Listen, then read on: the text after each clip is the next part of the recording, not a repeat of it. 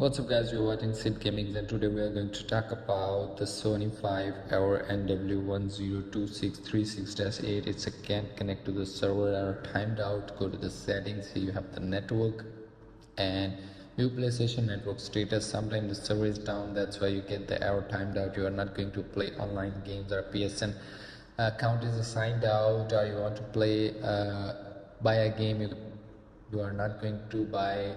So that's how simply, if the server is working up and good, then you have a problem with your local network. You just check your internet connection. If the server is working up and good, if the server is not working, then you just wait. Sony will fix this up automatically after maintenance. And here you have the connection, you just forget it and connect it again, set the frequency and the other settings. So that's how that simply you can fix this error.